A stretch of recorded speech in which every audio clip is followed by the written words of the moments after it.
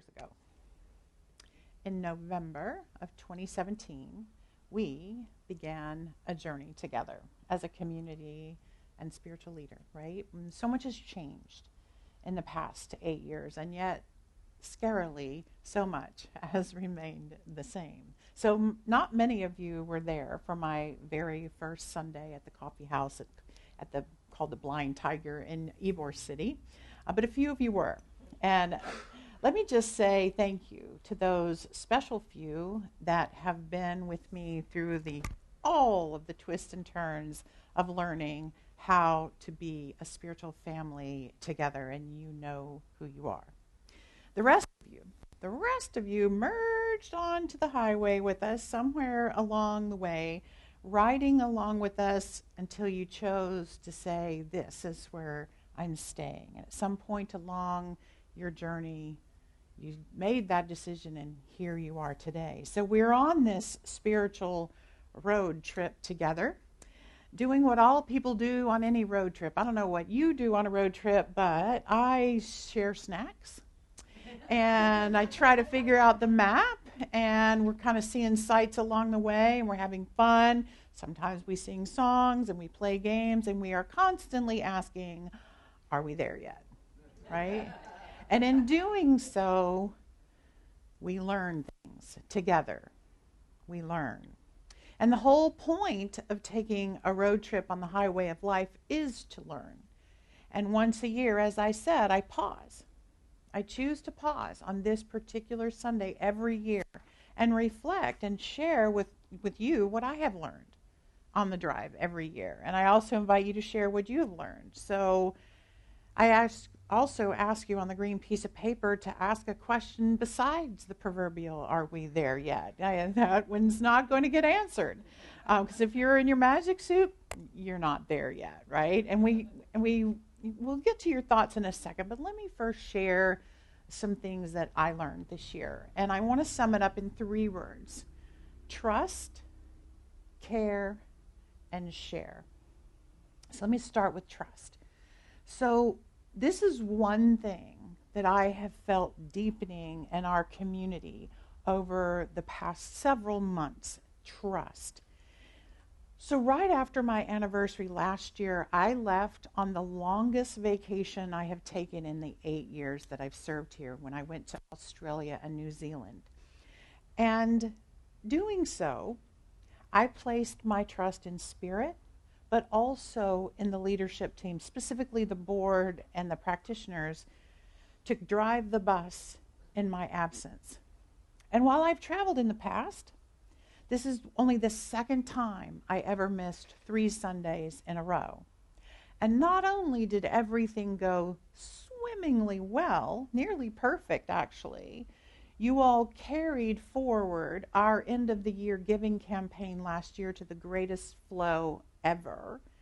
So I feel like my trust was well placed in very capable hands. And sometimes as a leader, I got to confess that throughout my life, I've had the tendency to cling to the idea that I had to personally hold the responsibility completely for everything.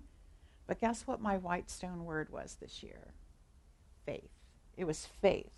I asked God to help me co-create the possibility of having the greatest faith in the leaders around me. Great faith in all of you, actually, as community of people who cherish the center as much as I do, right? And you work hard on its behalf.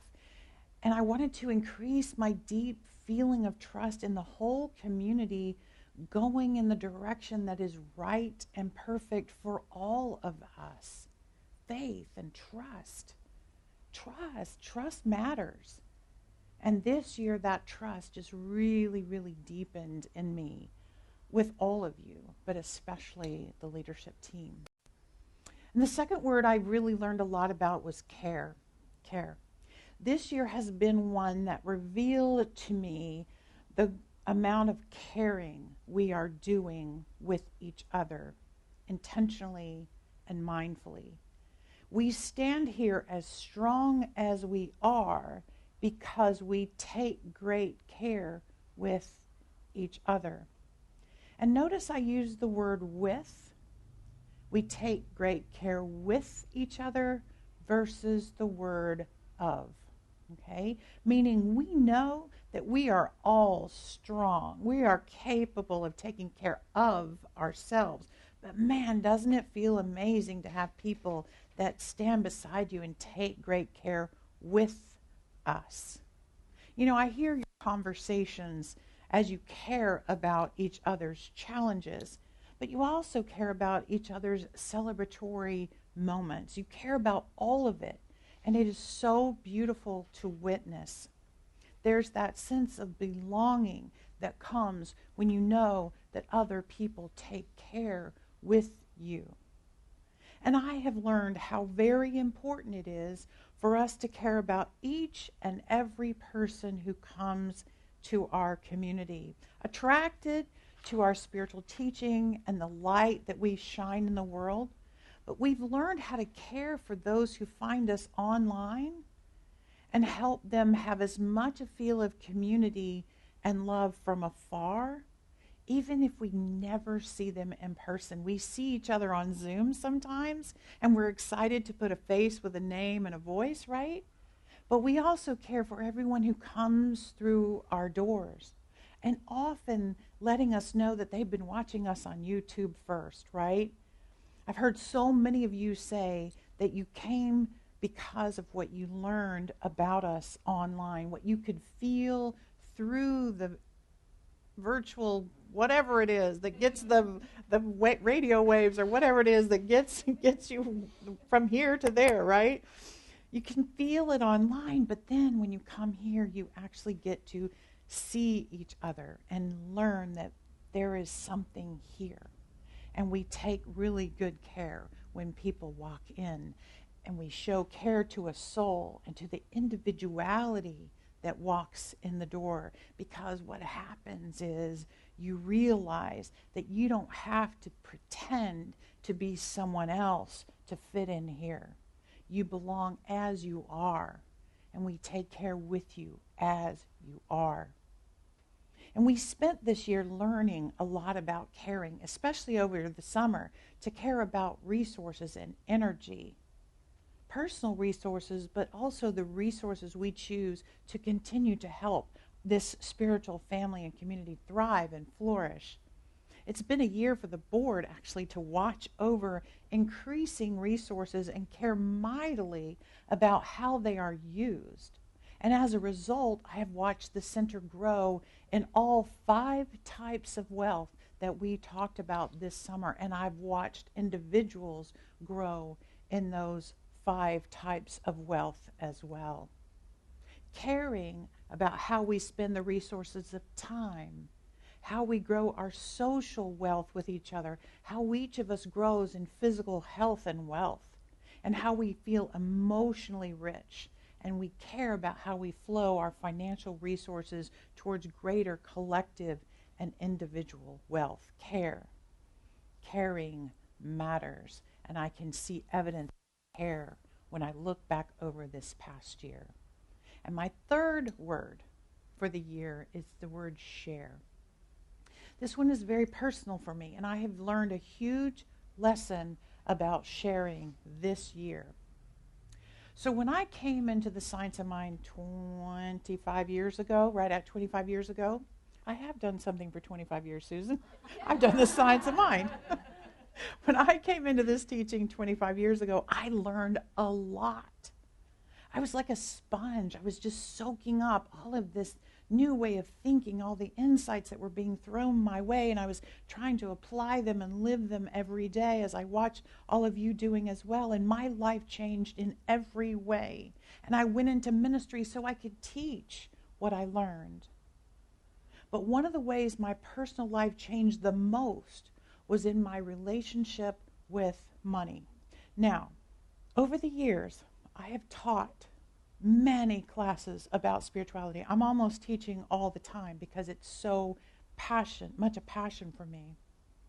I teach about the power of living this philosophy, and when I've taught a few times about abundance, I never really dove into sharing that topic until this past summer. Why? Why did I hold back that particular wisdom and not share it freely? I think it was something about a hesitancy to push any buttons anybody may have about the topic of money and church and God somehow coming together. There's a lot of stuff about that. All the old things that we hang on to, and those two subjects kind of touch each other. Money is such a sensitive trigger topic, and I allowed that to hold me back from sharing the wisdom I have learned over these 25 years on that particular subject. But this year, share is what I did. I healed my life of abundance with spiritual principles and diligent practice. I learned a lot, and this year I shared a lot. And as a result, not only did I grow spiritually, we grew spiritually and abundantly. You shared in return, and the center is in the best spot we have ever been because I shared. And the more authentically I shared, the more authentically the community shared. Lesson learned. Lesson learned. And as a result of this experience, I have unleashed my willingness to share any and everything I have learned with you. Sacred Cup has become a rich experience of sharing. The Q&A sessions after the services have become meaningful dialogues about real life stuff and how do we do spirituality around the stuff in our lives. Your response to my increased willingness to be open and vulnerable, transparent and generous has been so rewarding for all of us. Share. Sharing matters. Lesson learned. So I say thank you. I say thank you for continuing to teach me how to be a minister, and more importantly, how to be your minister. Let me know what you need. Let me know what you want to heal, what you want to learn, how you want to grow, because here is what I now know, more powerfully than I've ever known it. If we can trust each other enough to be our most vulnerable, unique, and open selves, if we can truly care about each other in mind, body, emotions, and spirit, that trust and caring will lead to sharing that is life-changing. That is what this community is for. That's what my ministry is about. So I want us to continue to go down this highway of life together, trusting, caring, sharing, growing, learning, and it has truly been a year of growth for me. And I can't wait to see your green pieces of paper, to see and learn how you've grown and learned over this past year too. So let's do the fun part of my anniversary lesson. I'll take the basket, but Terry, will you pass it and just grab these green pieces of paper, and we will do this thing that I love so much. Here we go. So this is so fun. I do it every year. I have little green ones, I have little blue ones and pink ones from over the years, and I keep them. So the question is, what is something you have learned about yourself, spirituality, or your life this year? And online folks, if you want to type something in the chat that you have learned, I will trust the team back there to get it to me somehow, some way. They will get their things to me. Okay, so here we go. What is something you've learned?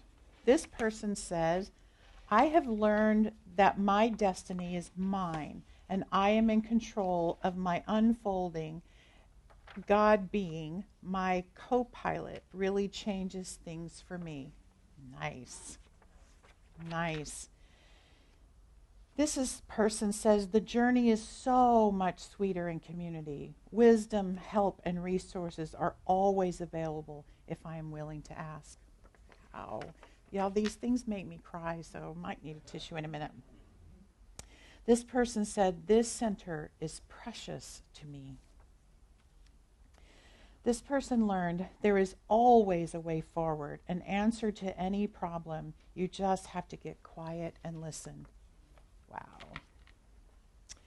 This person said, there is a perfect pattern behind everything, including me. Somebody learned listening class this past week. That was our class this week. This person said, it is better to listen than to talk. I can learn new things.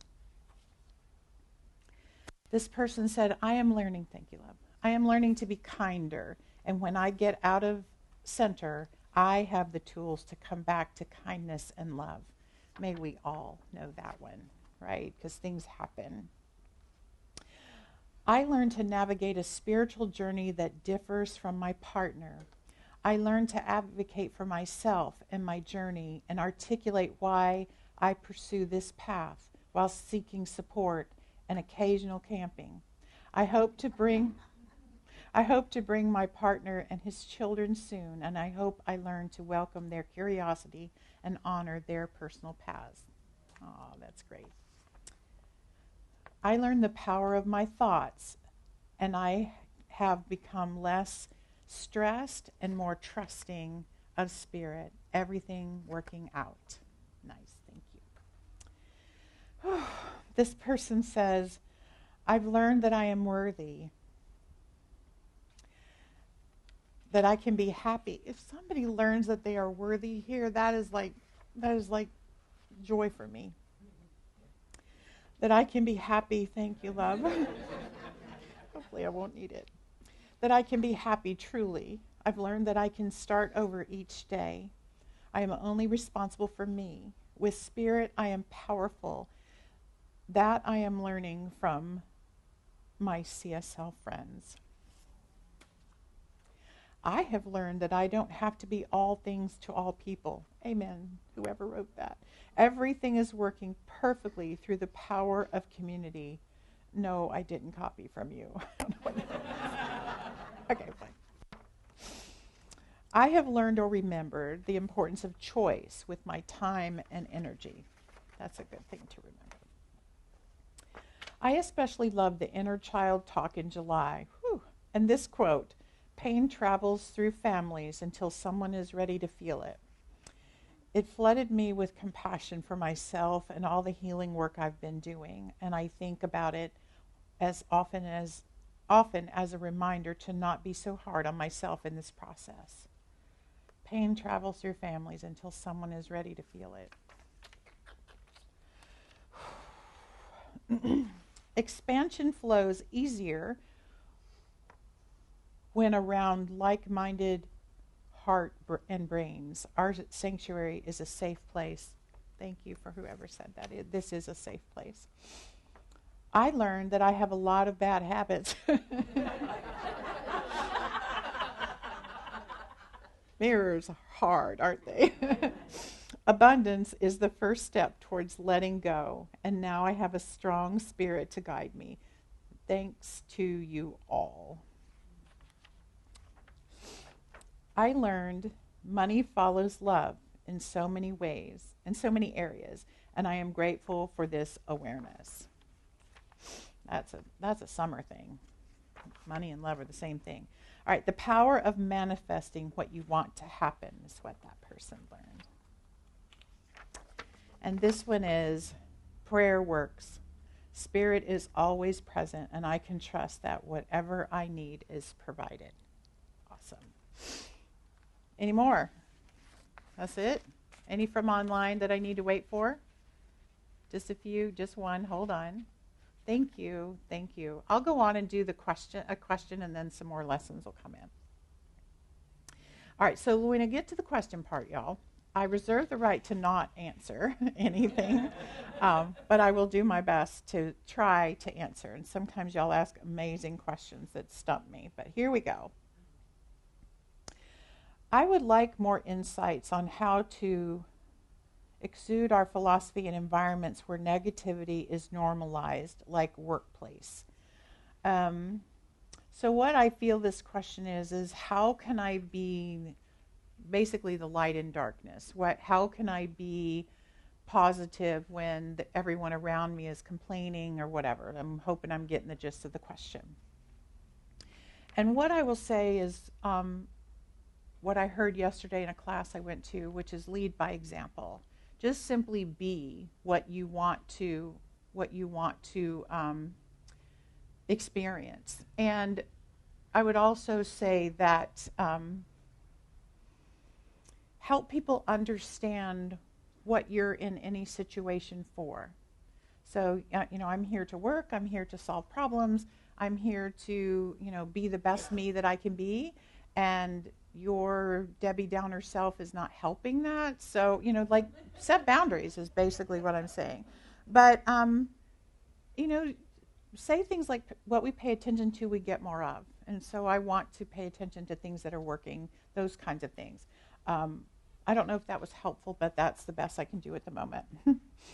What is the most common thing people get wrong when starting out in this teaching? For me personally, it was treat and move your feet. I was treating but not doing anything. It doesn't work that way. I don't know that people get things wrong. I think what happens is, as you have a greater understanding of how the philosophy works, what Ernest Holmes was really saying is that you are not separate from your good. You are not separate from the thing that you desire. It's about aligning yourself with it. And I think a lot of people who are new to this philosophy almost think of it as a vending machine. Like, I put the treatment in like a quarter and then out pops the thing that I want. And that's actually not how it works. But understanding that the more consistently you think a thing and feel a thing, the more likely that thing will be a part of your life. So that's what I would say about that. This one doesn't have a question. Let's go back to the learning from online. I learned that being part of community can be remote. Yes. I learned my soul is perfect, whole, and complete. I can return to my soul anytime. Yes. And then I learned daily remembering. Daily remembering. That's beautiful. Thank you, online people. You are a part of us. Wave at the online people. Yay. We love you. Come see us in person when you can.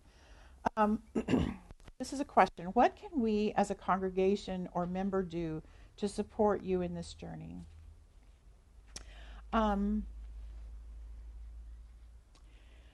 Generosity. Generosity of understanding, a couple things of generosity. This is a zone, a perfection-free zone. Nothing is going to be perfect. And be generous with your understanding that life is life, and that this is a place where we all come together to be ourselves, and that means me too. So just your generosity and flexibility with who I am. And then be generous with the center, because the most stressful thing to a minister is when the center is not thriving financially. It can be really tough. So generosity is the way, and communicate. The other thing is communicate. If something lands wrong or doesn't fit, just let's talk about it.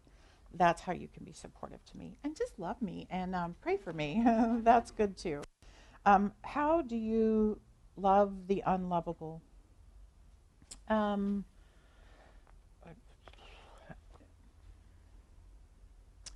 My calling is to love what shows up, whether it's a person, a circumstance, a situation, is move away from fear and towards love. So smush myself towards love and away from fear, because what I find in my life, what is unlovable is something I don't understand, or something I don't have enough information about, or something that is unrelatable to me. That's what I find unlovable. And so I try to move away from the fear of that and say, I stay curious. And I can't think of something that I can't love. That would not benefit from my blessing it or loving it. So I don't know if that answered the question. You can ask me, like, personally, and I'll help you figure it out. How to stay on such a narrow path. How to stay on such a narrow path. Man, I wish I could ask the person, what do you mean? I don't see this as a narrow path. I see that in every way and everywhere we go, there is space for light and love. There is a solution. There is our highest and best is always wherever we are. So I don't see it as a narrow path. So I might have to have a little bit more understanding of what you meant and come to Q&A after a service and ask me that again so I can ask you a question, then we can go back and forth. What makes CSLTB different from other religious organizations? I think that would be a personal answer. For how it's different for me is that it is inclusive. It is affirming of all people. We don't teach you what to think. We encourage you to know what you think. And you are free to think whatever and believe whatever it is you want to think and believe, but understand that your thoughts and beliefs impact your life and the quality of your life. So I think that's different. Most religious organizations are trying to teach you what to think or how to interpret the world. And that is exactly not what we do. We're like, you interpret it the way you want to interpret it. Let's see. When we ask, how's that working for you? And then if it's working for you, then keep it. Don't change it, anything. So that's how I would say. Why did Reverend Laine feel called to lead this community? Oh, gosh. So ministry called me into teaching. I wanted to teach what I had learned.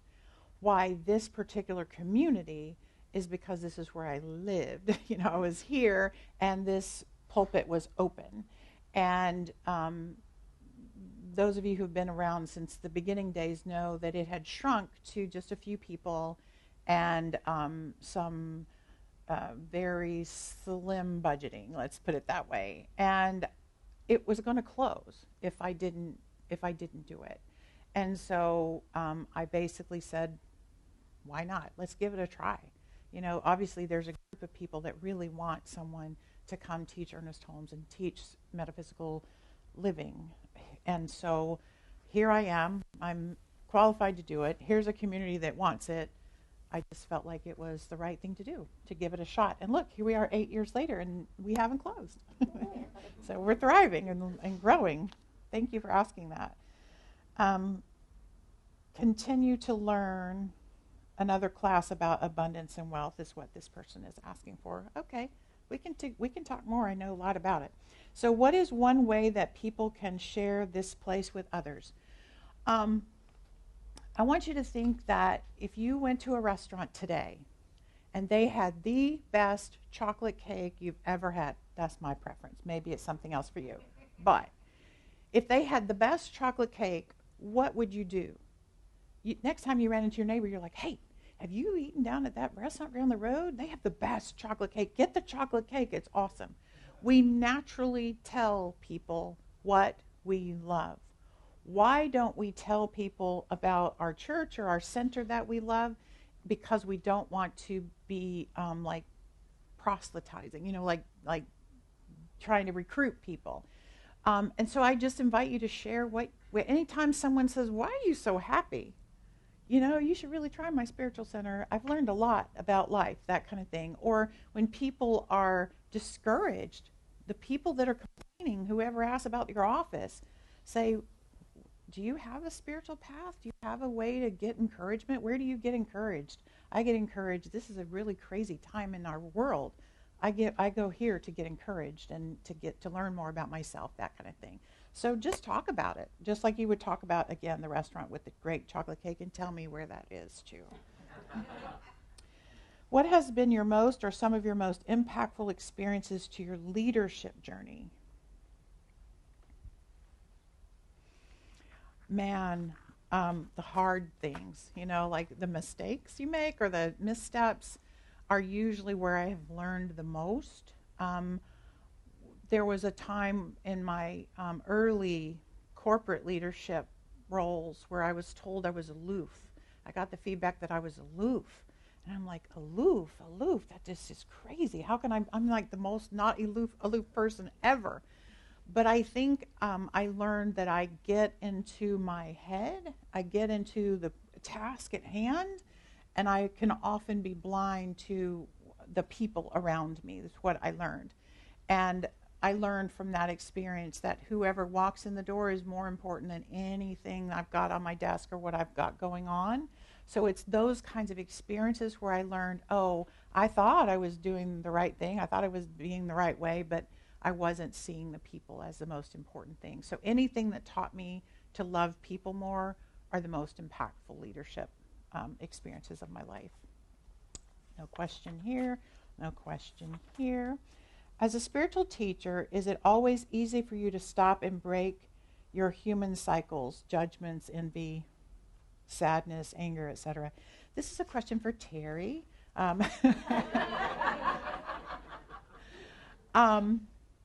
Is it easy? Is it easy for you to stop and break your human cycles? I've practiced a long time, but I can certainly fall into that, into a complaining mode or yelling at the TV. I can I can do that, but I pretty quickly realize it's not good for me. It's sort of like when I start eating potato chips, like I could eat a whole bag of potato chips, but there's somewhere about a fourth down the bag, I'm like, yeah, this is not really good for me. It's that same skill of realizing in the middle of a behavior that it's not good for you that wakes me up. So figure out where you are good at interrupting a human cycle, and then that same muscle can get you out of fear versus love. It can snap you out of fear. That same thing that makes you stop eating the potato chips will make you stop judging everybody, right? And obviously I still eat potato chips, but hopefully that helped. Daily practice to apply the teaching. Well, you know what I'm going to say. What am I going to say? Practice, gratitude journal, prayer, forgiveness work, anything that gets you mindful of who you are as a soul, anything, music, anything that brings you back to remember that you are light and love and you are perfect just the way you are. That is what I would say to do on a daily basis. What is one thing that makes the biggest difference in your life? All those same things I just said. The biggest difference in my life is just waking up and remembering that to wake up. I wake my body up, but then go ahead and wake my soul up, wake my inner life up, and my emotional self up. And music, I would say music too is really, really important to me, and then there's no question here. So thank you for your questions. I promise I will read all of your love notes too, and we may be doing some memes around some of the things we learned so we can share with other people. What do people learn here? Well, you all are learning beautiful things. So thank you. Thank you. We learn together. We grow together. And I think the point of doing that growing and learning together is what Derek is going to remind us of in our next song, which is amazing things. We will do amazing things. Thank you. I love you all very much.